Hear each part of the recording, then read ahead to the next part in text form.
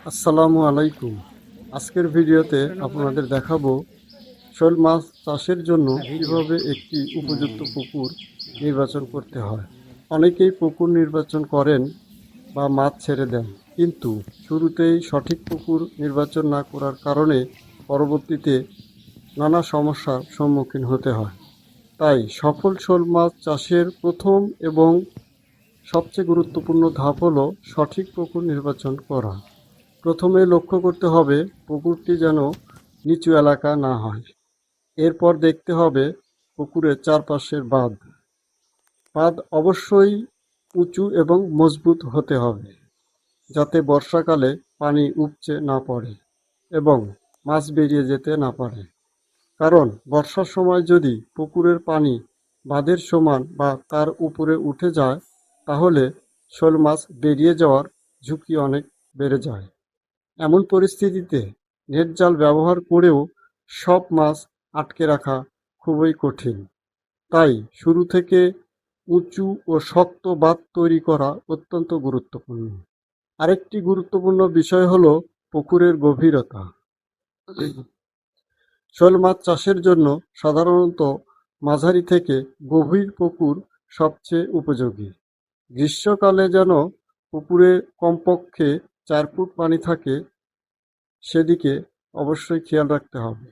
পুকুরটি এমন স্থানে হওয়া উচিত যেখানে প্রতিদিন যাতায়াত করা যায়, কারণ মাছকে নিয়মিত খাবার দেওয়া, পর্যবেক্ষণ করা এবং প্রয়োজনীয় পরিচর্যা করা খুবই গুরুত্বপূর্ণ। সবশেষে পুকুর নির্বাচন করার সময় আশেপাশের পরিবেশও বিবেচনা করতে হবে। শিল্প কারখানার দূষিত পানি বা কীটনাশক মিশ্রিত পানি যেন পুকুরে প্রবেশ করতে না পারে, সে বিষয়ে সতর্ক থাকতে হবে। সঠিকভাবে পুকুর নির্বাচন করতে পারলে শোল মাছ চাষের সফলতা সম্ভাবনা অনেক বেড়ে যায় এবং উৎপাদনও ভালো হয়। এখন চলুন ভিডিওতে আমাদের পুকুরটি ঘুরে দেখি। এটাই আমাদের সেই পুকুর যেখানে ব্রুট মাছ ছেড়ে বাচ্চা ফুটানো হবে এবং শীতকাল পর্যন্ত সেই বাচ্চাগুলো এখানে রাখা হবে। আপনারা দেখতে পাচ্ছেন পুকুরে বিভিন্ন আগাছা এবং ঝোপঝাড় রয়েছে। সাধারণভাবে মাছ চাষ শুরু করার আগে এগুলো পরিষ্কার করা প্রয়োজন। তবে যেহেতু আমি শোল মাছ চাষ করব, তাই পানিতে আগাছা থাকলেও কোনো সমস্যা নেই। বরং শোল মাছের ডিম দেওয়া এবং বাচ্চা ফোটানোর জন্য এটি উপকারী পরিবেশ তৈরি করে। বাচ্চা ফোটার কিছুদিন পর পানির আগাছা পরিষ্কার করে ফেলব। আপাতত শুধু পানির উপরে আগাছা দমনের জন্য কীটনাশক ব্যবহার করা হবে। আপনাদের পুকুরে যদি আগাছা থাকে তাহলে পরিষ্কার করেও ব্রুট মাছ ছাড়তে পারেন, এতে কোনো সমস্যা হবে না। বর্তমানে পুকুরের যে পরিমাণ পানি দেখছেন তা বেশিরভাগই বৃষ্টির পানি। ব্রুট মাছ ছাড়ার আগে আরও কিছু পানি দিতে হবে। দেশি শোল মাছের জন্য 15 থেকে 50% পুকুর সবচেয়ে উপযোগী। বড় পুকুরেও শোল মাছ চাষ করা যাবে, যা পরবর্তীতে দেখাবো। আমার পুকুরে এক পাশ দিয়ে বর্তমানে রাস্তা পাকা করার কাজ চলছে। এ কারণে ভেকু দিয়ে 2টি গাছ উপড়ে ফেলা হয়েছে। রাস্তার কাজ সম্পূর্ণ হলে গাছগুলো সরিয়ে ফেলা হবে। এখন আপনাদের সঙ্গে আমার কিছু বাস্তব অভিজ্ঞতা শেয়ার করি। দেশি শোল মাছ সাধারণত 1 কেজি ওজনে পৌঁছাতে 12 থেকে 14 মাস সময় লাগে। কারণ আমাদের দেশে বছরে প্রায় 2.5 থেকে 3 মাস শীতকাল থাকে। এ সময় শোল মাছ খুব কম খাবার খায়, ফলে ওজন বৃদ্ধিও প্রায় বন্ধ হয়ে যায়। তার মানে 10 থেকে 11 মাস খাবার খায় এবং ওজন বৃদ্ধি পায়। শুরুতে আমি যে পদ্ধতিতে শোল মাছ করতাম তা হলো একই পুকুরে বাচ্চা ফুটিয়ে সেই পুকুরেই বড় করতাম। ধরুন জুন মাসে বাচ্চা ফুটলো, এরপর পরের বছরে জুন, জুলাই বা আগস্ট পর্যন্ত সেই পুকুরে মাছ রাখতাম। কিন্তু আমার মতে এ পদ্ধতিতে একটি বড় সমস্যা রয়েছে। ধরুন আপনার পুকুরে ব্রুট মাছ অনেক বাচ্চা দিয়েছে। শুরুতে দেখে মনে হবে অনেক মাছ পাবেন, কিন্তু 1 বছর পর মাছ ধরার সময় দেখা গেল প্রত্যাশার তুলনায় অনেক কম মাছ পেলেন। এর কারণ হতে পারে শীতকালে কিছু মাছ মারা যায়, বড় মাছ ছোট মাছকে খেয়ে ফেলে, অথবা অন্য বিভিন্ন কারণেও মাছ নষ্ট হতে পারে।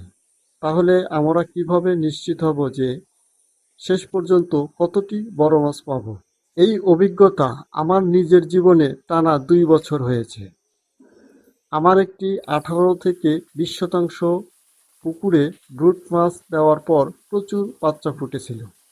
নিয়মিত খাবার দেওয়ার কারণে শীতের আগে 80 থেকে 100 গ্রাম ওজনে অনেক মাছ দেখা যেত। তখন আমার ধারণা ছিল অন্তত 12 থেকে 15 কেজি মাছ পাবো। মাছ বড় হওয়ার পর মাছের সম্ভাব্য ওজন 800 গ্রাম থেকে 1 কেজি হবে ভেবে 2 বছরেই ট্রাক ভাড়া করেছিলাম। কিন্তু দুঃখের বিষয়, যেখানে 12 থেকে 15 কেজি মাছ পাওয়ার আশা ছিল, সেখানে 1 বছর মাত্র 120 কেজি মাছ পেয়েছি। পরের বছরও একটু বেশি পেয়েছিলাম। এতটাই হতাশ হয়েছিলাম যে শেষ পর্যন্ত কতটি মাছ পেয়েছিলাম সেটাও আর গুণে দেখিনি। আসলে আমার ধারণা ছিল একদিনেই 12 থেকে 15 কেজি মাছ বিক্রয় করব। সেই পরিকল্পনা অনুযায়ী 2 বছরেই মাছ পরিবহনের জন্য ট্রাক ভাড়া করেছিলাম। কিন্তু উৎপাদন আশা অনুরূপ না হওয়ায় 1 বছর শুধু ট্রাক ভাড়াই গুনতে হয়েছিল 13,000 টাকা, আর পরের বছর 16,000 টাকা। এই অভিজ্ঞতার পর আমি আমার চাষের পদ্ধতি পরিবর্তন করি। এখন আমি যে পুকুরে বাচ্চা ফুটাই সে পুকুরে শুধু শীতকাল পর্যন্ত মাছ রাখি। ধরুন জুন, জুলাই বা আগস্টে বাচ্চা ফুটল, আমি সেই মাছ জানুয়ারি পর্যন্ত রাখি। আমরা জানি বাংলাদেশে নভেম্বর থেকে জানুয়ারি পর্যন্ত বেশি শীত থাকে। শীতকাল শীতকাল শেষে মাছের ওজন সাধারণত 200 থেকে 500 গ্রাম হয়ে যায়। এরপর ফেব্রুয়ারির শুরুতেই মাছগুলো আরেকটি কালচার পুকুরে স্থানান্তর করি। আমার মতে শতাংশে 75 থেকে 100 পিস শোল মাছ ছাড়া যাবে, সঙ্গে অল্প কিছু বাংলা মাছ ছাড়াও যাবে। বাংলা মাছ মানে রুই, সিলভার, কাতল, জাপানি, কার্পিউ, ব্রিকেট ইত্যাদি। বাংলা মাছ অবশ্যই শোল মাছের বাচ্চার চেয়ে একটু বড় সাইজের হতে হবে। সঠিকভাবে খাবার পরিচর্যা করলে নভেম্বর মাসে বিক্রির উপযোগী হয়ে যাবে। মানে আমরা 6 থেকে 7 মাস এই মাছগুলো রাখবো, মানে ফেব্রুয়ারি থেকে অক্টোবর বা নভেম্বর পর্যন্ত। আশা করা যায় তখন মাছের ওজন 900 গ্রাম থেকে 1 কেজি বা তার চেয়েও বেশি হবে। এখন প্রশ্ন হলো, যদি আপনার মাত্র একটি পুকুর থাকে তাহলে কি করবে? সেক্ষেত্রে ব্রুট মাছ দিয়ে বাচ্চা ফুটিয়ে শীতকাল পর্যন্ত রাখুন। এরপর ফেব্রুয়ারি শুরুতেই পুকুর শুকিয়ে সব মাছ ধরে ফেলুন এবং মাছগুলো একটি ড্রামে বা হাউজে রাখুন। এরপর পুকুরে পানি দিয়ে ওই মাছগুলো বাছাই করে আয়তন অনুযায়ী বড় ও স্বাস্থ্যবান মাছগুলো ছেড়ে দিন। ধরুন আপনি 1200 পিস মাছ ছাড়লেন। আশা করা যায় মাছ বড় হওয়ার পর 1200 পিসই মাছ পাবেন। হয়তো অল্প কিছু মাছ নষ্ট হতে পারে। এভাবে আপনি আগেই ধারণা করতে পারবেন পরবর্তীতে কত কেজি মাছ উৎপাদন হতে পারে। তবে একটি বিষয় অবশ্যই মনে রাখবেন, বড় ও স্বাস্থ্যবান মাছগুলো পুনরায় ছাড়বেন।